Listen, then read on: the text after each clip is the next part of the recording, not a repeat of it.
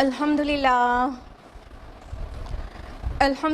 رب العالمین والصلاة والسلام علی رسولہ الکریم وعلی آلہ واصحابہ اجمعین، اما بعد، اعوذ باللہ من الشیطان الرجیم، بسم اللہ الرحمن الرحیم۔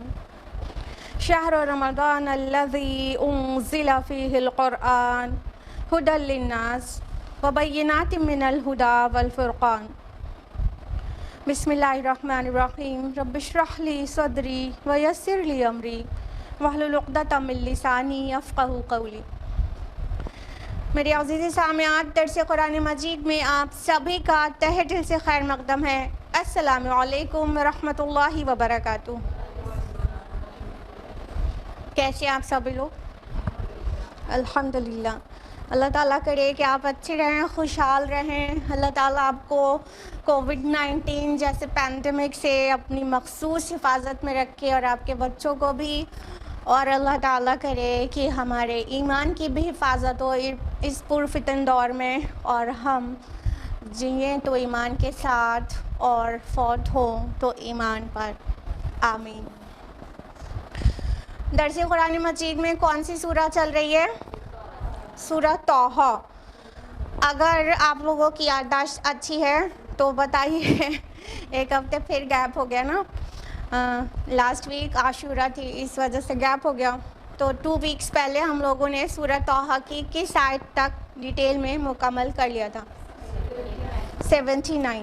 ویری گڈ، یاد ہے سب کو، ماشاء اللہ۔ اللہ تعالیٰ آپ کے علم میں اور یادداشت میں اضافہ کرے۔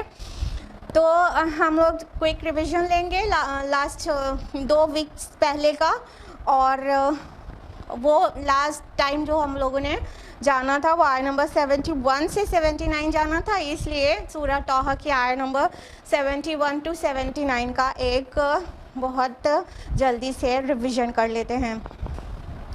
تو جب موسیٰ علیہ السلام نے اپنا وہ معجزہ دکھایا تھا، وہ اژدہا بن گیا تھا جو ان کا عصا، تو سارے جادوگر سجدے میں گر پڑے تھے۔ تو اس نے کہا، فرعون نے کہا کہ کیا تم موسیٰ پر ایمان لے آئے؟ ابھی میں نے تم سے کہا بھی نہیں ایمان لانے کو۔ اور پھر اس نے ایک پولیٹیکل اپنی چال کھیلی، اور وہ کیا تھی کہ کہا اچھا یہی تمہارا گرو ہے، یہی تمہارا سب سے بڑا ہے، یہی سب سے بڑا جادوگر ہے، تم اس کے چیلے ہو۔ یہاں پہ دکھایا گیا ہے کہ مطلب مقابلہ ہوا، ورنہ تم اندر سے سب ملے ہوئے ہو، یہ کہہ کر باقی عوام کو گمراہ کیا، اور ان لوگوں کو، جادوگروں کو جو سجدے میں گر گئے تھے یعنی ایمان لے آئے تھے، ان کو کہا کہ تم کو میں چھوڑوں گا نہیں، اور تمہارے اپوزٹ لمز چاپ آف کرا دوں گا، اور تم کو کھجور کے تنے پر سولی دوں گا، اور پھر تب تمہیں معلوم ہو جائے گا کہ کس کا عذاب باقی رہنے والا ہے۔ تو اس کے بعد جادوگروں کے ایمان کی پختگی آپ نے دیکھی تھی، تفصیل سے سنی تھی لاسٹ ٹائم، کہ انہوں نے کہا، سب نے جو ابھی ایمان لے کر آئے تھے مومنین، یعنی جو جادوگر تھے اس سے پہلے، ان لوگوں نے کہا کہ ہم ہرگز تم کو ترجیح نہیں دیں گے جبکہ اللہ تعالیٰ نے ہم پر کھول دیا ہے کہ کیا حق ہے، اور تم سے جو کرتے بنے کر لو، فقد ما انتقاض، تم سے جو کرتے بنے کر لو، اب تو ہم پلٹنے کے نہیں، اور تم کر بھی کیا سکتے ہو، صرف دنیا کی زندگی کا فیصلہ کر سکتے ہو۔ سبحان اللہ، اتنا پختہ ایمان۔ اور ان کا ایمان آخرت پر بھی ایسا زبردست ہو گیا تھا کہ وہ کہنے لگے سبھی جادوگر کہ ہم تو اللہ پر ایمان لا چکے ہیں، وہ ہمیں بخش دے گا ہماری خطاؤں کو، اور جو تم نے ہم سے جادو کرنے پر ہم کو مجبور کیا، وہ بھی ہم اللہ سے دعا مانگیں گے کہ اللہ تعالیٰ ہم کو بخش دے، اور باقی رہنے والا تو اللہ ہے، اور بہتر بھی اللہ ہی ہے، اس کا جواب دیا۔ پھر آگے بتا دیا گیا کہ مجرم کون ہے۔ وہاں پر فرعون مجرم کہہ رہا تھا ان جادوگروں کو جو موسیٰ علیہ السلام پر ایمان لے آئے تھے، تو آیت نمبر 74 میں واضح کر دیا گیا کہ مجرم ایکچولی کون ہے۔ جو رب اور رسول کی نہیں مانتا وہ روز آخرت مجرم کی حیثیت سے آئے گا، اور جہنم میں بہت ذلت و خواری کے ساتھ ڈال دیا جائے گا، اور جس نے رب اور رسول کی مانی اس کے لیے عمدہ باغات ہیں، اور جس کے دامن میں نہریں بہتی ہیں، اور یہ بدلہ ہے اس کا جن لوگوں نے اپنے آپ کو پاک کیا۔ اور لاسٹ ٹائم ہم نے آپ کو تزکیے کی ڈیٹیلز بتائی تھی، ٹھیک ہے. پھر اس کے بعد آگے ہے آیت نمبر 77 میں کہ اللہ تعالیٰ نے موسیٰ علیہ السلام کو حکم دیا کہ ہمارے بندوں کو راتوں رات لے کر نکل جاؤ، یعنی ہجرت کا حکم آ گیا. تو موسیٰ علیہ السلام نے جتنے مومنین تھے جن کی اکثریت بنی اسرائیل کی تھی اور کچھ ظاہر مصری بھی تھے اس میں، تو ان سب کو لے کر موسیٰ علیہ السلام چلے. لیکن ان کے سامنے کیا تھا؟ بحر احمر یعنی ریڈ سی تھا. تو اس وقت سویز نہر تو تھی نہیں، تو ریڈ سی سے لے کر میڈیٹرینین سی تک کا پورا راستہ کھلا ہوا تھا. لیکن وہاں پر بہت سی فوجی چھاونیاں ہوا کرتی تھیں فرعون کی. تو اس وجہ سے موسیٰ علیہ السلام نے پلان کیا ہوگا کہ وہ ریڈ سی کے کنارے کنارے ساحل سمندر سے لمبا سفر کر کے نکل جائیں. لیکن جب فرعون نے اپنا پورا لشکر لے کر تعاقب کیا موسیٰ علیہ السلام اور بنی اسرائیل کا، تو سامنے اب ریڈ سی آ گیا اور وہ پیچھے سے سب گر چکے تھے. اب ان کو سمندر سے پار جانے کے علاوہ کوئی راستہ نہیں بچا تھا. تو پھر جانتے ہیں آپ سبھی کو کہ اس کے بعد کیا ہوا. اللہ تعالیٰ نے موسیٰ علیہ السلام کو حکم دیا کہ وہ اپنا عصا سمندر پر مارے، اور انہوں نے مارا اور سمندر پھٹ کر دو چٹانوں کی شکل میں کھڑا ہو گیا. اور صرف چٹان ہی نہیں بن گیا، سمندر بیچ میں خشک راستہ بن گیا. اور موسیٰ علیہ السلام بنی اسرائیل کو لے کر وہاں سے گزر گئے. پیچھے سے فرعون اور اس کے لشکر نے تعاقب کیا، اور وہ جب پورے کے پورے سی ایریا میں آ چکے تھے جو بعد میں خشک ہو گیا تھا، اس ایریا میں جب آ چکے تھے تو پھر سے پانی بن گیا اور سب کے سب وہیں پر غرقاب ہو گئے. اللہ تعالیٰ نے آیت نمبر 75 میں کنکلیوڈنگلی یہ کہا کہ فرعون نے اپنی قوم کو گمراہ کیا اور ہدایت نہیں دی. مطلب کہ وہ کنگ تھا، اگر وہ ایمان لے آتا تو اس کا پورا کنگڈم بھی ہائی چانسز تھے سب کے سب ایمان لے آتے. لیکن وہ نہیں لایا تو باقی لوگ بھی اس کو بلائنڈلی فالو کرنے میں نہیں لائے، اور فائنلی ان کا نتیجہ کیا نکلا؟ سب گمراہ ہو گئے. دنیا میں تو چھوٹی سی پنشمنٹ ہی کہا جائے گا لیکن عبرتناک تھی، لیکن آخرت میں تو بڑی پنشمنٹ ہوگی. اللہم لا تجعلنا منہم. یہ تھا لاسٹ ٹائم کا ریویژن. اب ہم لوگ آیت نمبر 80 آنورڈز جانیں گے آج. Now ready every body? اعوذ باللہ من الشیطان الرجیم، بسم اللہ الرحمن الرحیم.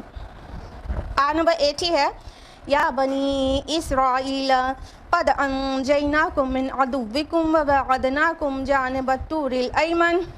اے بنی اسرائیل، ہم نے تم کو نجات دی تمہارے دشمن سے، پھر ہم نے تم کو بلایا کوہ طور کی داہنی جانب. ونزلنا علیکم المن والسلوی، اور تم پر من اور سلوہ نازل کیا.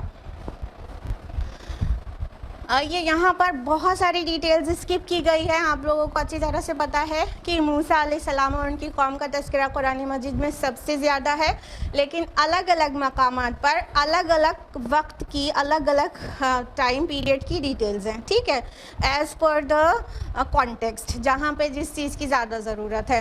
تو جب سمندر کو عبور کر کے موسیٰ علیہ السلام بنی اسرائیل کو لے کر صحرائے سینا میں پہنچے، اس کی پوری ڈیٹیل سورہ اعراف کے رکوع نمبر 16 اور 17 میں ہے. ٹھیک ہے، اور اس کا ایک پورشن سورہ بقرہ میں بھی ہے، آپ کو یہ بھی پتہ ہوگا. ٹھیک، تو وہ یہاں پر وہ پوری چیزیں اسکپ کر دی گئی ہیں کہ کس طرح سے وہ بنی اسرائیل موسیٰ علیہ السلام کے ساتھ ساتھ صحرا میں پہنچے. اور جب صحرا میں داخل ہوتے ظاہر ہے کھانے پینے کے لیے ان کے پاس کچھ نہیں تھا، تو ان 40 سالوں تک وہ بنا مطلب کمائے صحرا میں کس چیز سے فیڈ کیے جاتے رہے؟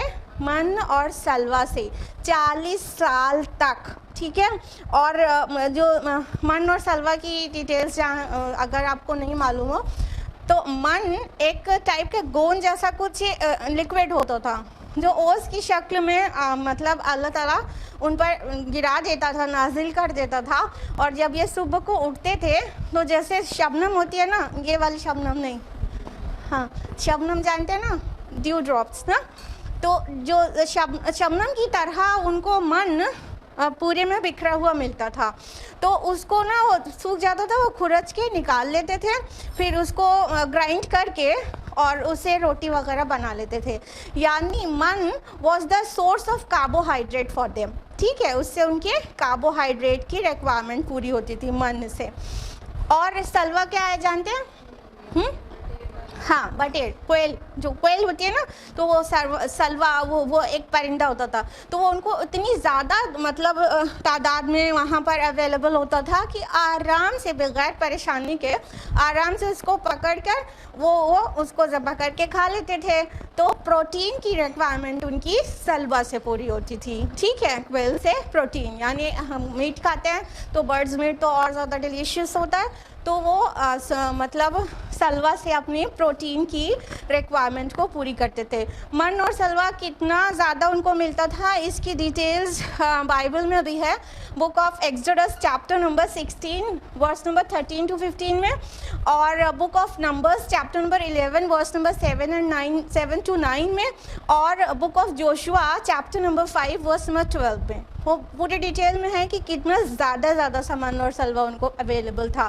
اور ایک دو دن، ایک دو سال کا نہیں، 40 سال تک اللہ تعالیٰ نے ان کو ایسے فری میں کھلایا ہے. فری میں ان دا سینس، ویسے تو سبھی کچھ اللہ تعالیٰ فری میں دیتا ہے، لیکن ہم لوگ کو ابھی کمانا پڑتا ہے، ہم لوگ کے ہسبینڈ کو بڑی محنت کرنی پڑتی ہے، تب جا کے ہم لوگ کاربوہائیڈریٹ اور پروٹین کھا پاتے ہیں. ان کو پورے کاربوہائیڈریٹ اور پروٹین بنا محنت کے کمائے صحرا میں اللہ تعالیٰ اویل کرا دیتا تھا. تو یہ پوری ڈیٹیلز یہاں پر اسکپ کر دی گئی ہے، اور یہاں پر جو ڈیٹیلز آ رہی ہے وہ صرف اس سے ریلیٹڈ آ رہی ہے کہ بنی اسرائیل کے اندر شرک کیسے داخل ہوا، یعنی گوشالہ پرستی ان کے اندر داخل کیسے ہوئی، اور بت پرستی ایکچولی سٹارٹ کیسے ہوتی ہے، اور جب سٹارٹ ہو جاتی ہے تو نبی کتنا بیتاب ہوتا ہے، کتنا پریشان ہوتا ہے، کتنا افسوس اور رنج میں ڈوب جاتا ہے. ٹھیک ہے، تو یہاں پر صرف اس سے ریلیٹڈ باتیں آگے آ رہی ہیں.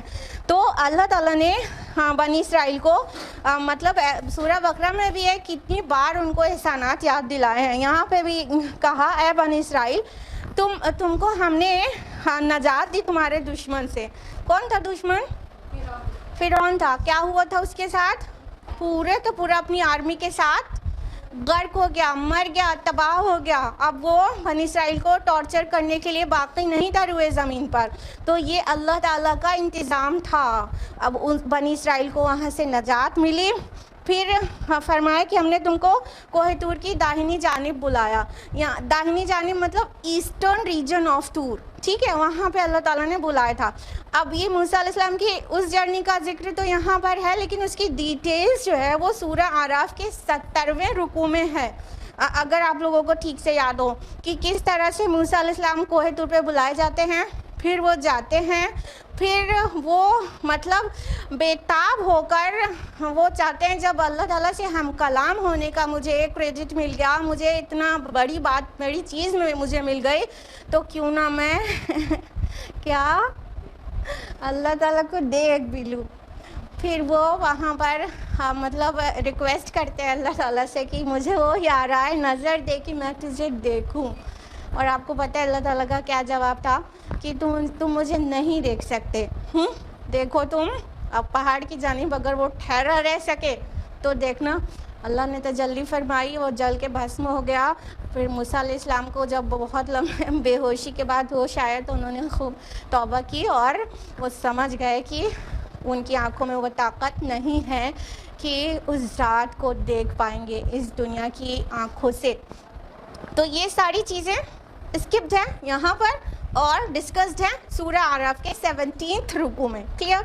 تو یہاں پہ کیا کہا جا رہا ہے کہ ہم نے تو تم کو نجات دی اور کوہ طور کی طرف بلایا، اور تم پر من اور سلوا نازل کیا. تو وہ من اور سلوا سے اپنا ان کی فوڈ کی ساری ریکوائرمنٹ پوری ہوتی تھی، اور وہ آرام سے سروائیو کر رہے تھے صحرا میں بھی، ایک دم بڑے ڈیزرٹ میں جہاں پر نہ کھانے کی کوئی اور چیز تھی اور نہ ہی کمانے کے کوئی ذرائع. کلوا من طیبات ما رزقناکم ولا تطغوا فیہ، کھاؤ ان پاکیزہ چیزوں میں سے جو ہم نے تم کو عطا کی ہیں اور اس میں زیادتی نہ کرنا. فیحل علیکم غضبی، تو تم پر میرا غضب نازل ہوگا. وَمَن يَحْلِلْ عَلَيْهِ غَضَبِي فَقَدْ هَوَىٰ، اور جس پر میرا غضب نازل ہو جائے تو گویا وہ پٹخ دیا گیا. اب اللہ سبحانہ تعالیٰ کیا فرما رہے ہیں کہ جو پاکیزہ چیزیں ہم نے، جو طیب چیزیں تمہیں پیور جو فوڈ یا پیور تھنگس جو دی ہیں وہ تم کھاؤ اور حد سے نہ گزرو. وَلَا تَطْغَوْا، طغیانی نہ کرو، حد سے نہ گزرو. اب یہاں حد سے گزرنے سے کیا کیا مراد ہے؟ دیکھیے ان کو کیا دیا گیا تھا؟ من اور سلوا کھانے کے لیے. حد سے گزرنے سے مراد یہاں پر یہ ہے کہ اللہ تعالیٰ ان کے لیے روز رزق کا انتظام کر دیتا تھا، لیکن ان میں سے کچھ لوگ ایسے بھی تھے کہ آج کھانا ہے کل کے لیے سینٹ کے رکھنا بھی ہے. مطلب اللہ آج رازق ہے تو کل نہیں رہے گا کیا؟ یہ حد سے گزرنا ہے. اور افسوس کے ساتھ آج انسانوں کی اکثریت بھی یہی کرتی ہے. ہم بہت ڈیپلی سوچتے ہیں کہ یہ جو لیڈرز ہمارے سب پورا عوام کا مال اتنا دفن کیے بیٹھے رہتے ہیں، تو ہم سوچتے ہیں، بہت سوچتے ہیں، لیکن ہم کو سمجھ نہیں آتا یہ گریڈ کیوں ہے ان کے ہوتی ہے لوگوں کے اندر. کہ انسان کو کیا چاہیے؟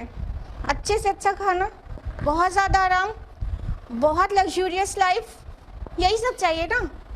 یہ سب کچھ بھی مل جائے تو اس کے بعد اتنا رکھنے کا کیا مطلب ہوتا ہے؟ کیونکہ الٹیمیٹلی انسان مر جاتا ہے اور پورا چھوڑ کے چلا جاتا ہے. تو سینٹ کے رکھنا، سیونگ اور سیونگ اور سیونگ، اور اتنی زیادہ سیونگ کے ساتھ پوچھتے بھی کھا لیں تو کوئی مسئلہ نہیں ہوگا، پھر بھی اس سے زیادہ کی سیونگ. تو یہ جو ہے اللہ تعالیٰ پر توکل کے منافی ہے. یہ اللہ تعالیٰ پر ٹرسٹ جو ہمارا ہونا چاہیے وہ اس کے بالکل اگینسٹ ہے. کیونکہ جو اللہ آج ہمیں کھلا رہا ہے، آج ہمیں آکسیجن دے رہا ہے، آج ہمیں فوڈ واٹر سب کچھ دے رہا ہے، وہی اللہ کل نہیں دے گا کیا؟ جو ہم فیوچر کے لیے اتنا ڈھیر سارا سینٹ کے رکھیں اور بہت سیونگ کریں. ہاں، تو یہ بنی اسرائیل کر رہے تو اس کو قرآن حکیم میں کہا گیا حد سے نہ گزرو.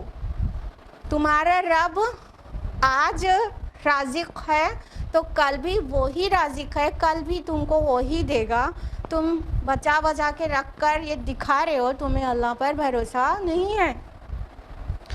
حد سے گزرنے کا ایک مطلب یہ بھی ہو سکتا ہے کہ ناقدری نہ کرو.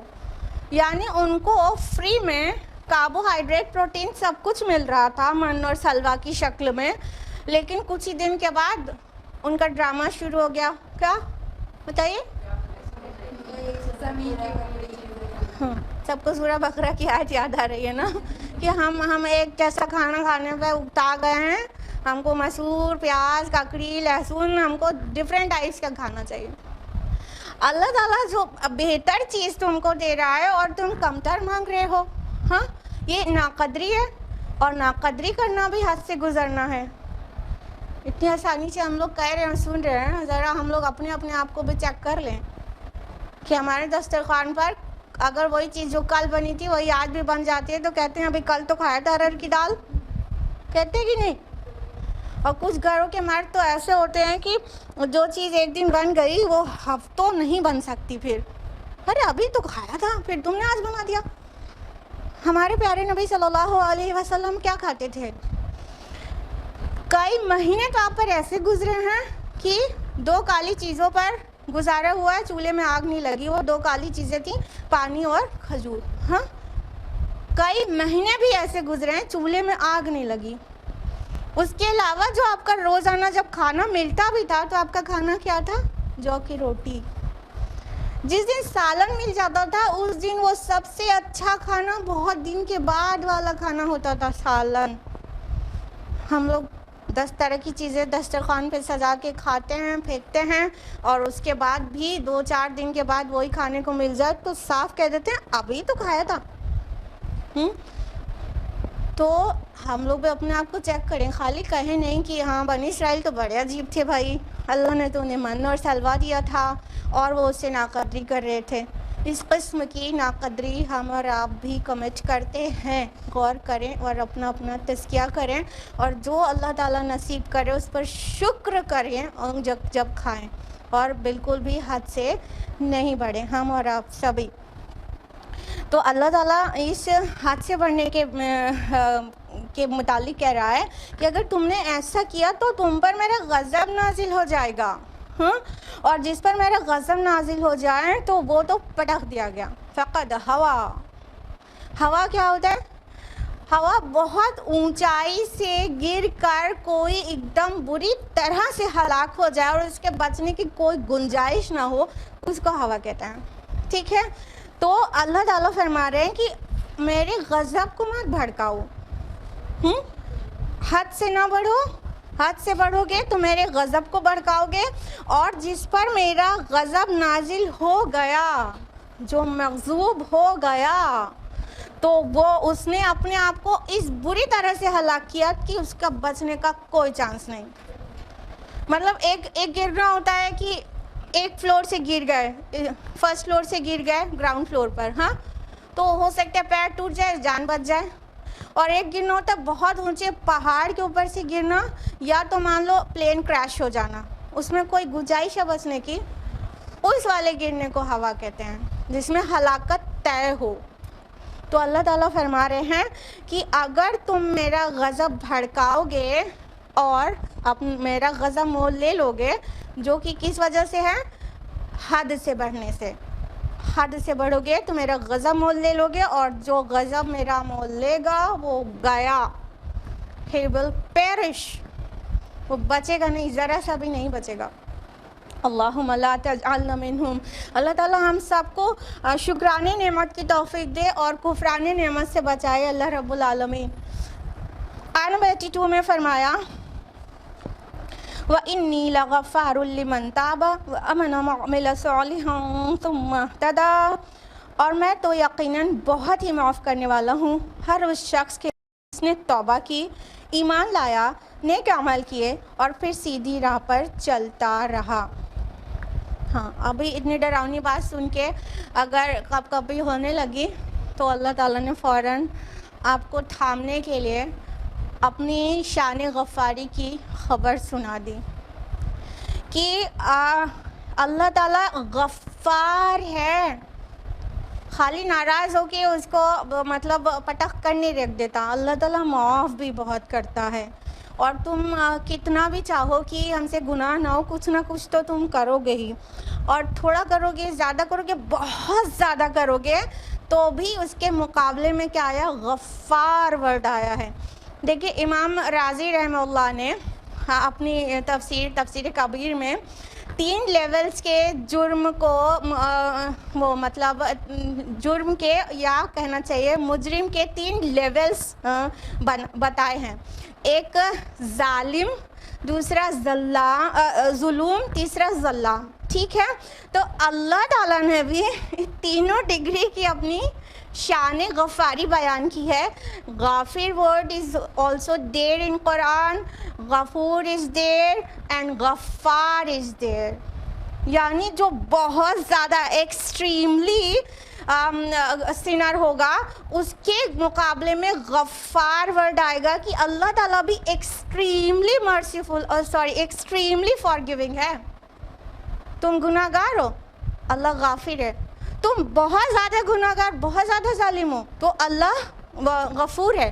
تم سب سے زیادہ بہت ہی زیادہ ایکسٹریملی تم سنر ہو, بہت بڑے والے گناہ گار ہو, تو اللہ غفار ہے, بہت بڑے بڑے گناہ کو بھی معاف کر دینے والا ہے. کتنی ہوپس پیدا ہو جاتی ہے, اور اگر یہ ہوپس نہ ہو تو ہم لوگ نیگیٹو فیلنگ کی وجہ سے ہی ہلاک ہو جائیں, ڈر کے, کبھی مایوسی سے, اور امید جہاں پر نہ ہو تو ہلاک ہو جائیں.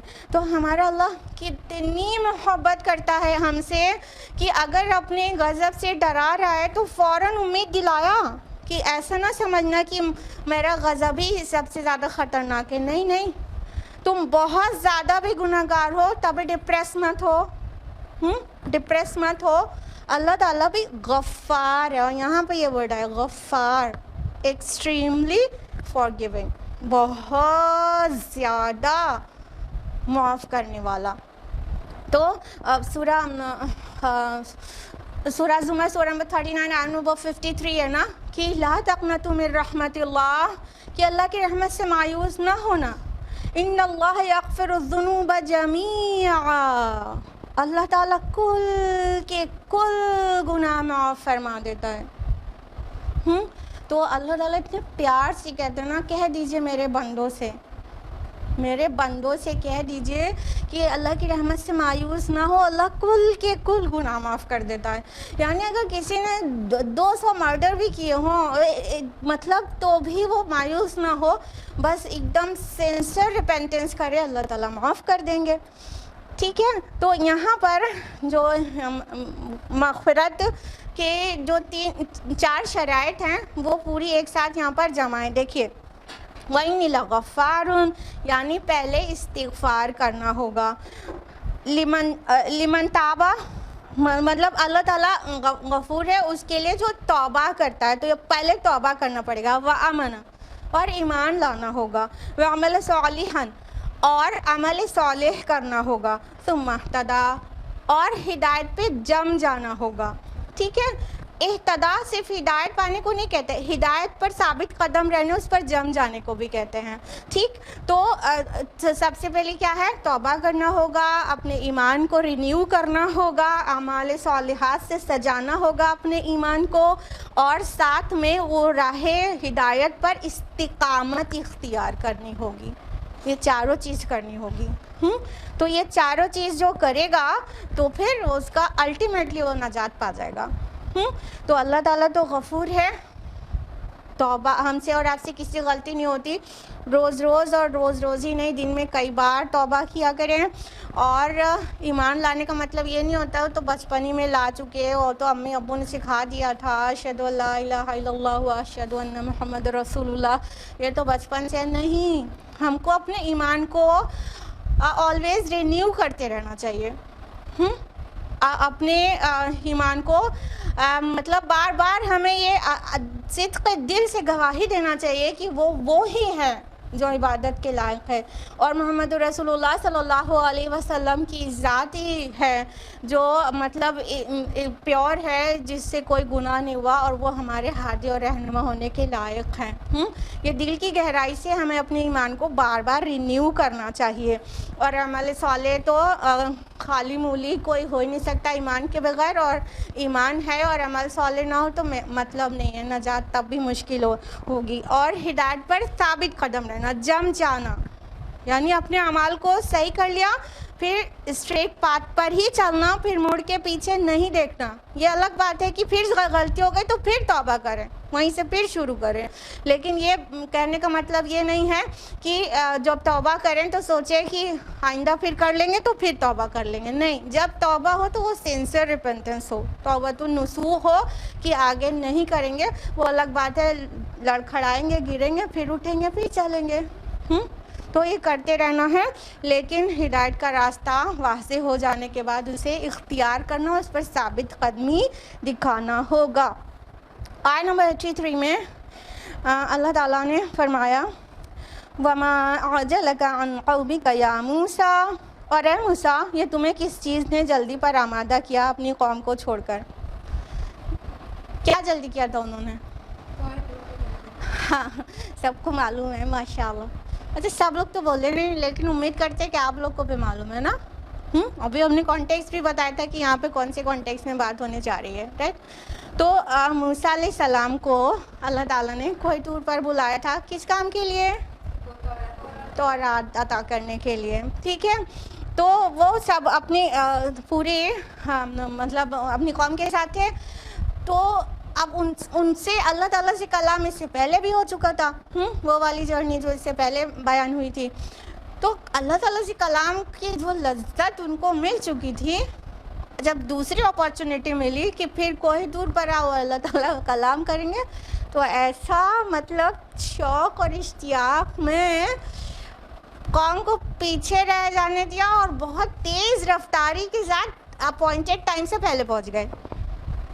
صرف مطلب بہت زیادہ شوق میں اپنے رب سے باتیں کرنے کے لیے بے قرار تھے تو وہاں جلدی پہنچ گئے. لیکن کیا ہے کہ جو تعجیل ہے وہ مطلب نبیوں کے لیے مناسب نہیں ہے. Rushing is not good for prophets. آپ لوگ کو اگر یاد ہو سورہ مریم ہم نے تفصیل سے آپ کو بتایا تھا. سورہ مریم کے آیت نمبر 64 میں اور آیت نمبر 84 میں رسول اللہ صلی اللہ علیہ وسلم کو جلدی بازی کرنے سے روکا گیا تھا. یعنی آپ صلی اللہ علیہ وسلم بھی چاہتے تھے جلدی جلدی وحی آ جائے تو آپ کو روکا گیا کہ آپ وحی میں جلدی نہ مچائیں. فرشتے کی زبانی کہلایا گیا کہ ہم تو اپنے رب کے حکم سے ہی نازل ہوتے ہیں. ہاں اور آیت نمبر 84 میں فَلَا تَعْجَلْ عَلَيْهِمْ کہا گیا سورہ مریم کی کہ ان پر عذاب کے لیے جلدی نہ مچائیں. تو رسولوں کے لیے رشنگ جو ہے عجلت جو ہے یہ مناسب چیز نہیں ہے. عام طور پہ ایسا محسوس ہوتا ہے کہ کسی جگہ پہنچنا ہے ٹائم سے پہلے پہنچ جائے تو بہت اچھا کام کیا. نہیں نا بولتے ہیں اگر 2:30 بجے پہنچنا ہے تو جیسے آپ لوگ 2:30 بجے درس میں آتے ہیں تو ہم لوگ ان لوگ کو ہمیشہ ہی عزت اور زیادہ محبت کی نظر سے دیکھتے ہیں جو ہمیشہ 2:30 سے پہلے آ جاتے ہیں. تو عام حالات میں تو ایسا معلوم ہوتا ہے کہ ٹائم سے پہلے پہنچ جانا ہے پازیٹیو مطلب وہ ہے کیریکٹرسٹک ہے کسی کی.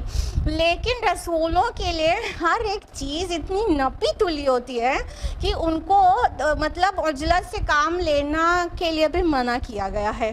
تو وہ موسیٰ علیہ السلام کا نے تو یہ سوچا تھا کہ ہم جلدی چلے جائیں اور اپنے رب سے کہیں کہ تو میرا شوق دیکھ میرا اشتیاق دیکھ اور میں آپ سے مطلب آپ سے ملنے کے لیے جلدی سے آ گیا. مگر کیا ہوا وہاں پہ ایکسپلینیشن کال پڑ گئی. وہاں انہوں نے سوچا تھا شاباشی ملے گی وہاں ایکسپلینیشن مانگ لیا گیا کہ آپ جلدی کیوں آ گئے کس چیز نے آپ کو جلدی پہ آمادہ کیا. شاید انہوں نے سوچا بھی نہیں ہوگا کہ مطلب اپریشیٹ کرنے کے بجائے ایکسپلینیشن دینا پڑ جائے گا مجھے. تو اللہ تعالیٰ نے کہا کہ اے موسیٰ کس چیز نے تمہیں جلدی آنے پر آمادہ کر دیا اپنی قوم کو. تو انہوں نے جواب دیا وہی جو جس وجہ سے وہ جلدی گئے تھے. آیت نمبر 84 قَالَ هُمْ أُولَٰئِ عَلَىٰ أَثَرِي. موسیٰ علیہ السلام نے عرض کیا کہ بس وہ میرے پیچھے پیچھے ہی آ رہے ہیں. وَعَجِلْتُ إِلَيْكَ رَبِّ لِتَرْضَىٰ. اور اے پروردگار میں نے تو تیری طرف آنے میں جلدی کی تاکہ تو راضی ہو جائے. کتنا پیارا جواب ہے ان کا.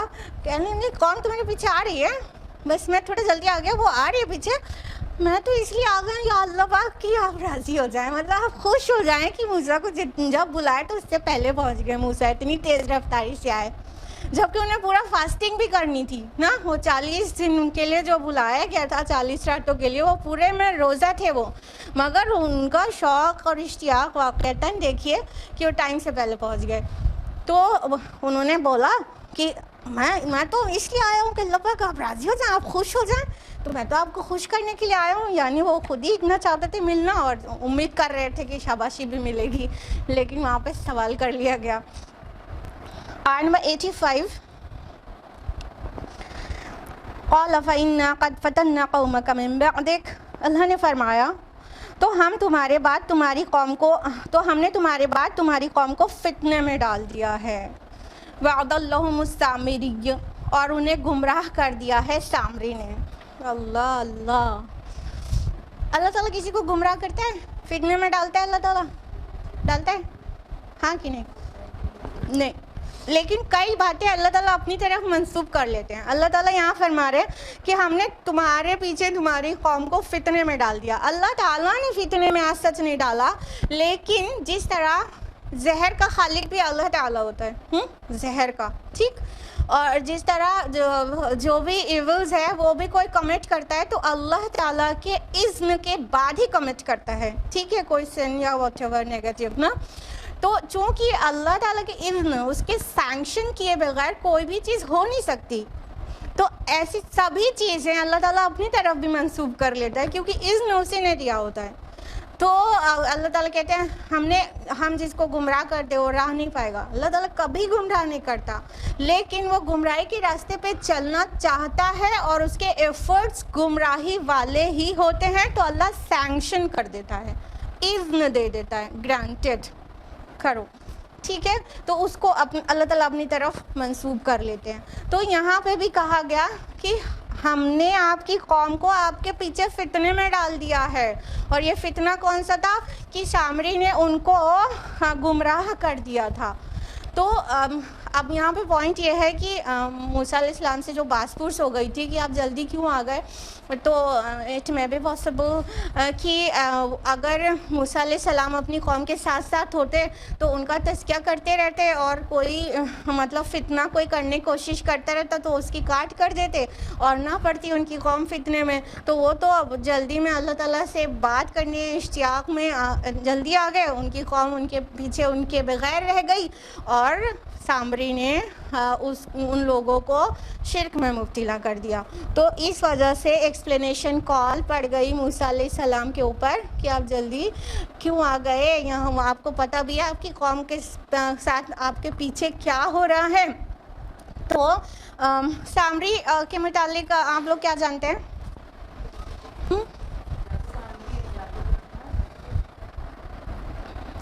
اس کا نام تھا سامری.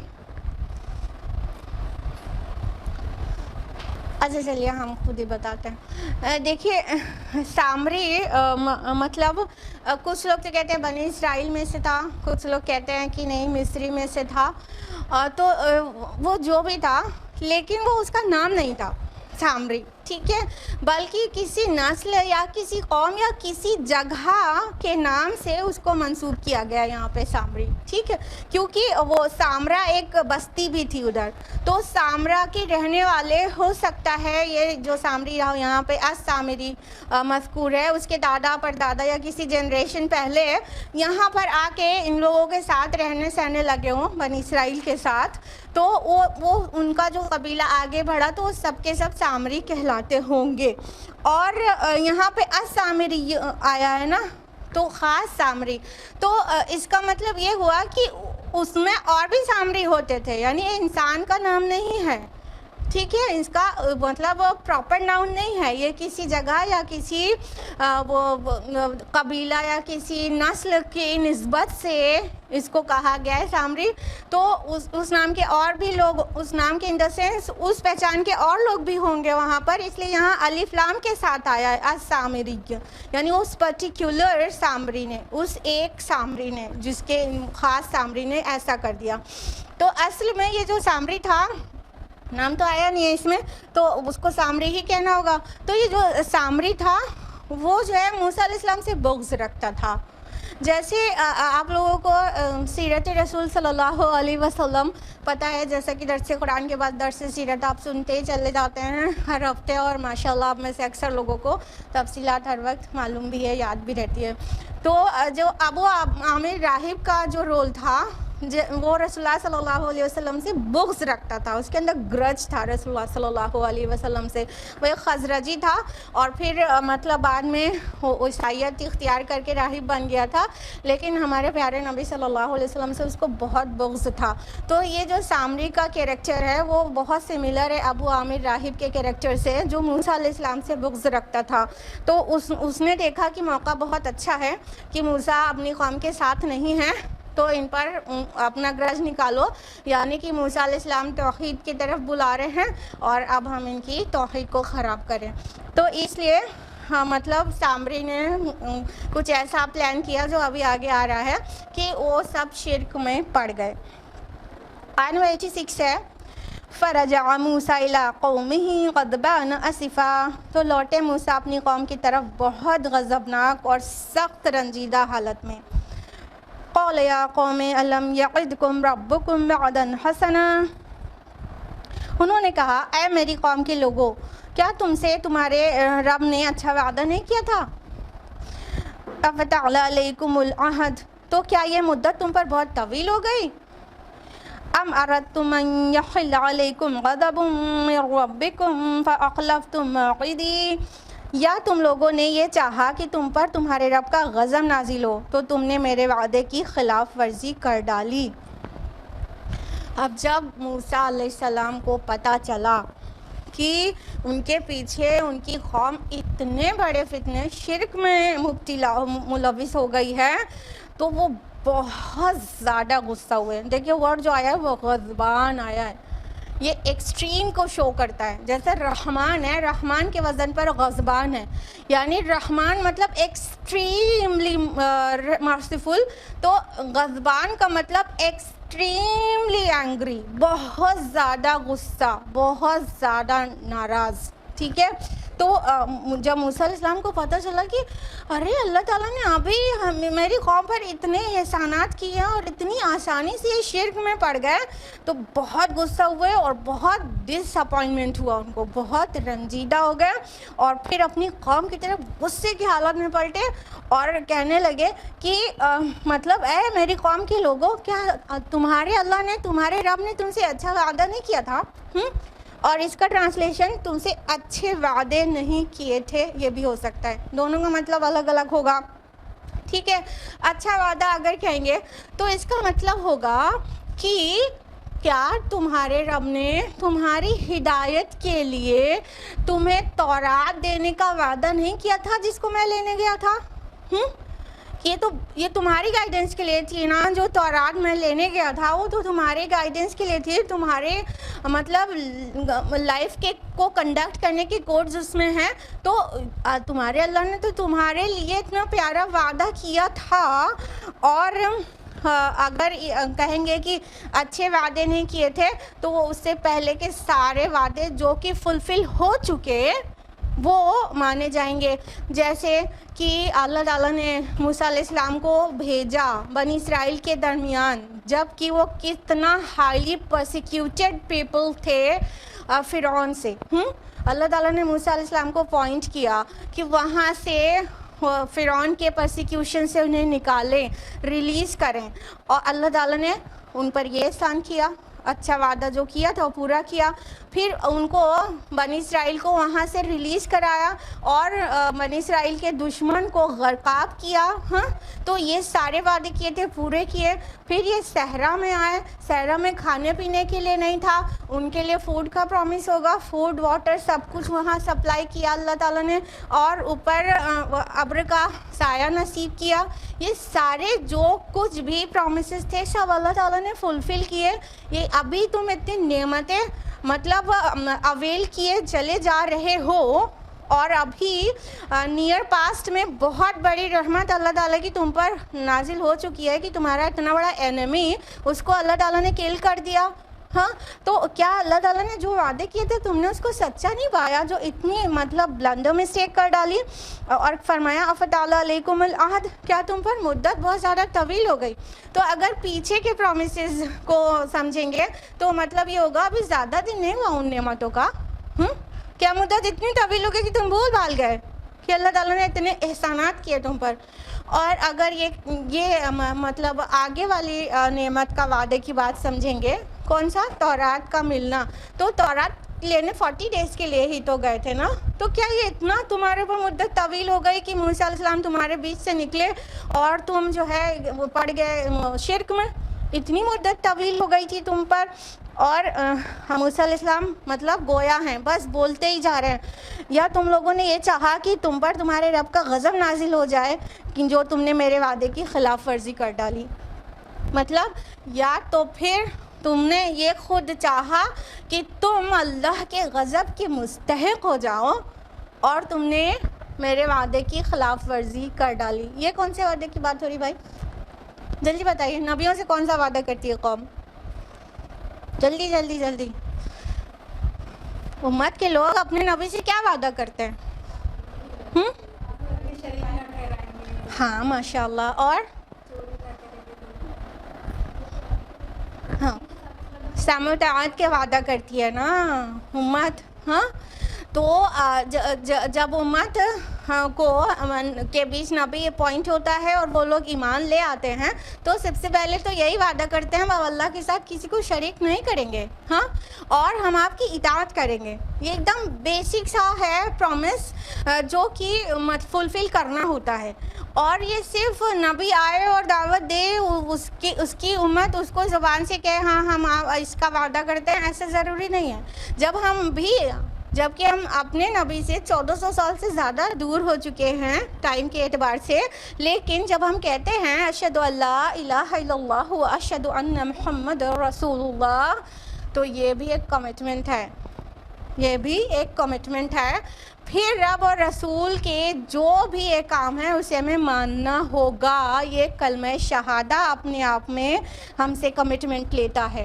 تو اللہ تعالیٰ کے رسول موسیٰ علیہ السلام کہہ رہے ہیں کہ جو تم نے یہ سب حرکت کر کے مجھ سے خلاف ورزی کر ڈالی، یعنی تم نے کون سا پرومس وائلیٹ کیا کہ تم نے کہا تھا آپ شرک نہیں کریں گے اور موسیٰ کی اطاعت کریں گے، اس کو وائلیٹ کر دیا۔ ہاں بالکل غصے میں بھرے بولتے چلے جا رہے تھے اور یقیناً مطلب یہ بات قابل تصور ہمارے اور آپ کے نہیں ہو سکتی کہ ایک نبی کی دعوت پر ایمان لائی قوم پھر سے شرک میں پلٹ جائے تو اس کو کتنا غصہ بھی آئے گا، کتنا ڈس اپوائنٹمنٹ ہوگا اور وہ کتنا بے تاب، بے قرار اور سخت پریشان ہو جائے گا۔ یہ ہم اور آپ سمجھ نہیں کر سکتے۔ ہم لوگ چھوٹے چھوٹے سے داعی کسی کو دعوت دیتے رہتے ہیں، وہ حق پہ چلنے لگتے تو ہم لوگ کو کتنی خوشی ہوتی ہے، اور پھر اگر وہ کچھ دن حق پہ چلنے کے بعد پھر ادھر پلٹ جائے تو ہم لوگ کو کتنا رنج ہوتا ہے۔ یہ چھوٹے چھوٹے داعی، چھوٹا چھوٹا رنج، ٹھیک ہے۔ ایک داعی ہوتا ہے رسول، ہاں کس ڈگری میں وہ دعوت دیتا ہے، مطلب وہ اتمام حجت تک کر دیتا ہے، ہاں، اور پھر اس کا جو آؤٹ کم آتا ہے، جو چند مٹھی بھر لوگ ایمان لے آتے ہیں ان میں سے بھی کوئی مرتد ہو جائے تو اسے کیسا لگے گا وہ تو رسول ہی جانے۔ اور ہمارے پیارے نبی صلی اللہ علیہ وسلم اپنے جو مخاطب اول تھے اہل مکہ کے لیے کتنا گھٹتے تھے ان کے شرک پر، وہ ہمارے پیارے نبی ہی جان سکتے ہیں۔ ہم لوگ اندازہ بھی نہیں لگا سکتے کس درجے کی گھٹن ہوتی ہے۔ تو یہ جو سورہ ہے یہ مکی سورہ ہے اور مشرکین مکہ کو بتایا جا رہا ہے کہ ہمارے رسول کو بھی، ہمارے آخری رسول کو بھی تم سخت پریشان کر رہے ہو اپنے شرک سے، کیونکہ موسیٰ کتنا پریشان ہوئے تھے اپنی قوم کے شرک سے، کس قدر پریشان ہوئے تھے تم دیکھو، یہی میرے نبی کے اوپر بیت رہی ہے اس وقت جو تم مان کے نہیں دے رہے ہو۔ قالوا ما اخلفنا موعدك بملكنا، انہوں نے جواب دیا کہ ہم نے آپ کے وعدے کی خلاف ورزی اپنی اختیار سے نہیں کی، ولكن حملنا اوزارا من زینة القوم فقذفناها فكذلك القى السامري، بلکہ ہم پر بوجھ تھا اس قوم کے زیورات کا تو ہم نے وہ پھینک دیے، اور اسی طرح سامری نے بھی کچھ پھینکا۔ تب قوم کا جو جسٹیفیکیشن تھا وہ کیا تھا؟ بنی اسرائیل نے کہا کہ نہیں ہم نے آپ کے وعدے کی خلاف ورزی نہیں کی، یعنی جو آپ کہہ رہے ہیں تم نے میرے ساتھ کیا ہوا پرومس وائلیٹ کیا ہے، انسان اطاعت کا اور توحید کا، تو ہم نے اپنے من سے نہیں کیا، اپنی ول پر نہیں کیا، یعنی میجورٹی آف دا نیشن یہ کہہ رہی تھی کہ ہم نے اپنے ول سے نہیں کیا، بلکہ ہوا یہ تھا، پوری سچویشن بتائی ان لوگوں نے کہ ہوا یہ تھا کہ ہم پر قوم کا زیورات کا بوجھ تھا۔ اب اس پر مختلف مفسرین کے مختلف انٹرپریٹیشنز ہیں۔ ایک انٹرپریٹیشن تو یہ ہے کہ یہ بنی اسرائیل خود، ان کے مرد عورت اپنے لوکل کلچر کے اعتبار سے بہت بھاری بھاری زیور پہنے ہوئے تھے، ٹھیک ہے، اور ان کو مطلب صحرا میں موو کرنا رہتا تھا، تو اس اپنے زیورات کے بوجھ سے سخت پریشان تھے۔ تو سامری نے ان کو کہا کہ تم سارے زیور اتار دو، مطلب یہ ایک انٹرپریٹیشن ہے جو ہم آپ کو بتا رہے ہیں کہ سب لوگ اپنے اپنے زیور اتار دو اور اس کو پگھلا کر اس کے برکس بنا لیتے ہیں، جو کسی مطلب اینیمل پر ہم لوگ لاد دیں گے تو وہ ہمارے لیے آسان رہے گا اس کا لوڈ کیری کرنا، ٹھیک ہے۔ تو ایک انٹرپریٹیشن تو یہ ہے۔ ایک انٹرپریٹیشن یہ ہے کہ یہ بنی اسرائیل جو چونکہ مطلب کہیں نہ کہیں دین ابراہیمی پر تھے تو ان کے اندر امانت داری تھی، تو ان کے جو مصری لوگ تھے، قبطی لوگ، آل فرعون، تو اپنی امانتیں بنی اسرائیل کے پاس رکھتے تھے، ٹھیک ہے، امانتیں بنی اسرائیل کے پاس رکھتے تھے۔ جب راتوں رات بنی اسرائیل کو وہاں سے نکلنے کا حکم ہو گیا تو وہ ساری ان کی امانتیں جو کہ زیورات کی شکل میں تھیں وہ اپنے ساتھ لے گئے، ٹھیک، جب وہ اپنے ساتھ لے گئے اور ادھر فرعون اور آل فرعون غرق بھی ہو گئے تو ریٹرن کرنے کا بھی مطلب کوئی چانس نہیں تھا، تو ان کے اندر ایک گلٹی فیلنگ تھی کہ یہ دوسرے کی چیز ہے، یہ امانت ہے، یہ امانت ہے، تو اس گلٹ سے وہ بوجھ محسوس کر رہے تھے۔ تو مطلب تو کسی نے کہا کہ تم اتنا مطلب پریشان مت ہو، سارے زیور اتار کے پھینک دو، اس کو گلا دیا جاتا ہے، ٹھیک ہے۔ تو ایک انٹرپریٹیشن یہ ہے کہ وہ بنی اسرائیل کی امانتیں تھیں، اور ایک بہت بے تکا انٹرپریٹیشن یہ ہے کہ جو کہ افسوس کے ساتھ کہہ رہے ہیں کہ بائبل سے ٹیکن ہے، book of Exodus chapter number 87 verse number 35-36، وہاں پر مینشنڈ ہے کہ موسیٰ نے کہا، ایک رات پہلے موسیٰ نے کہا تم ان سے مصریوں سے جا کر ان کے برتن، ان کے سونا چاندی، ان کے زیورات لے آؤ، اور وہ اللہ نے، خداوند نے ان کے لیے یہ کام آسان کر دیا، اور وہ لے آئے اور ان کو مصریوں نے دے دیا، اور وہ لے کے راتوں رات بھاگ گئے۔ ایسا مطلب نبیوں کی کردار پر، ان کی قوم کے کردار پر ایسے بہتان بازی ہوئی ہے بائبل میں کہ مطلب افسوس ہوتا ہے کہ کیسے کوئی مطلب اپنے نبی کے نام ایسی چیزیں گڑھ سکتا ہے، اور اس سے زیادہ افسوس اس بات پر ہوتا ہے کہ جب اسرائیلی روایات اور بائبل کے جو انٹرپریٹیشنز ہیں اسی کو قرآن کی بھی تفسیر بنا کر پیش کر دیا جاتا ہے۔ تو وہاں پہ یہ کہا گیا تھا، ایک طرح سے یہ دھوکے کی بات، کہ موسیٰ علیہ السلام نے کہا کہ کل تو ہم لوگ بھاگ چلیں گے یہاں سے، تو آج ان لوگ سے بہت سارا مال لے لو اور ہم لوگ اس کو لے کے بھاگ چلیں گے کل۔ تو ان لوگ نے مال لے لیا تھا۔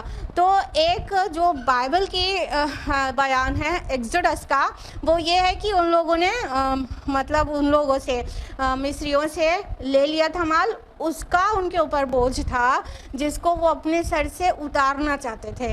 تو یہ تینوں ہم نے آپ کو بتا دیے، آپ کو جو سب سے زیادہ قابل قبول لگے اسی کو مانیے گا، ٹھیک ہے۔ تو یہ وہ تھے زیورات وہ۔ تو پھر کہا گیا کہ تو سب نے پھینکا، ہم سب نے پھینک دیا، اور اسی طرح سامری نے بھی تھا جو اس کے پاس، اس نے بھی پھینکا۔ یعنی جب سامری نے کہا کہ تم سارا ایکیومولیٹ کرو، تم ان لوگ اپنے اپنے لا کے زیورات ڈال دو، اور جہاں تک کانٹیکسٹ سے لگ رہا ہے کہ آگ میں ڈالنے کے لیے کہا جا رہا ہے، ٹھیک ہے، آگ جلا دیتا ہوں، تم لوگ اپنے اپنے زیورات ڈال دینا، پگھل جائے گا، اور اگر قوم کے زیورات تھے تو وہ برکس بنا کے رکھ لیے جائیں گے، اور اگر وہ بنی اسرائیل وہ ان کے قبطیوں کے، مصریوں کے کی امانتیں تھیں، تو اس امانت کا بوجھ اتر جائے گا۔ پھینکو یہاں سے، اور مطلب اپنے دل سے جو بوجھ اور گلٹی فیلنگ ہے اس کو نکالو۔ تو وہ زیورات سب نے اپنے اپنے لا کے ڈالا، امید ہے کہ اس میں ڈالو گا آگ میں، تو سامری نے بھی ڈالا، ٹھیک ہے۔ وہ یہ دکھا رہا تھا کہ میں نے تم کو بہت اچھا اور بہت نیک مشورہ دیا ہے، ٹھیک۔ تو سامری کے پاس بھی جو کچھ تھا اس نے بھی ڈالا۔ پھر کیا ہوا؟ آیت نمبر 88، فَأَخْرَجَ لَهُمْ عِجْلًا جَسَدًا لَهُ خُوَارٌ، پھر اس نے ان کے لیے ایک بچڑا برآمد کر دیا، ایک دھڑ جس میں سے ڈکارنے کی آواز آتی تھی۔ فَقَالُوا هَذَا إِلَٰهُكُمْ وَإِلَٰهُ مُوسَىٰ فَنَسِيَ، تو انہوں نے کہا کہ یہ ہے تمہارا معبود اور موسیٰ کا معبود، مگر وہ بھول گیا ہے۔ تو سامری نے اس طرح سے ان کو بہکا کر سارے زیورات کو اکٹھا ہونے کے بعد اس کو گلایا، اور پھر اس سے ایک بچڑا بنا دیا، ایک کاف، ٹھیک۔ اور اس کا بنانے کا میکینزم کچھ اس طرح سے رکھا کہ جب اس میں سے ایئر پاس ہوتی تھی تو اس میں سے ایک بیں کر کے آواز آتی تھی، ٹھیک ہے۔ تو اب دیکھو، ابھی یہ قوم جو ہے کچھ ہی مطلب وقت سے نبی کے اس میں آئی تھی، تعلیمات کے انڈر میں، ابھی نبی ذرا سا پیچھے ہوئے، وہ اس کی جہالت پلٹ آئی۔ سامری نے کہہ دیا کہ یہ تمہارا معبود ہے، دیکھو بولتا ہے، یہ تمہارا معبود ہے۔ اصل میں موسیٰ کو مغالطہ ہو گیا ہے، وہ گئے اپنے معبود سے ملنے کوہ طور پر، تمہارا معبود تو یہ ہے، یہ جو بچڑا ہے۔ دیکھا گوشالہ پرستی کیسے شروع ہوتی ہے۔ سامری نے بنایا وہ گرج میں، گمراہ کرنے کے لیے ایک اسی سارے زیورات کا ایک بچڑا بنا دیا اور اس میں سے ایسا ٹریکی ڈھنگ سے اس کو بنایا، اس کا جو پورا میکینزم تھا کہ ایئر پاس ہوتی تھی، اس میں سے ہوا جاتی تھی تو ایک آواز سی برآمد ہوتی تھی، تو کہا کہ یہ ہے تمہارا معبود۔ اب یہاں پہ جو کہا گیا وَإِلَٰهُ مُوسیٰ، اور موسیٰ کا بھی معبود فنسی، تو وہ بھول گیا ہے، تو بھول گیا۔ ایک یہ مانیں گے کہ اگر یہ سامری نے کہا تو موسیٰ کو کہہ رہے ہیں علیہ السلام کہ موسیٰ علیہ السلام بھول گئے ہیں، ٹھیک، لیکن اس کو مطلب اللہ تعالیٰ کا ورڈ بھی مان سکتے ہیں کہ تمہارا رب ہے، موسیٰ کا رب ہے، پھر اللہ تعالیٰ نے کہا وہ بھول گیا، یعنی سامری بھول گیا۔ بھولنا گمراہی کے معنی میں بھی آتا ہے نا، بھول گیا، گمراہ ہو گئے، یعنی جو قوم بھول جاتی ہے اپنی تعلیمات وہ گمراہی تو ہو جاتی ہے نا، تو وہ بھولنا گمراہی کے معنی میں بھی رہتا ہے نا۔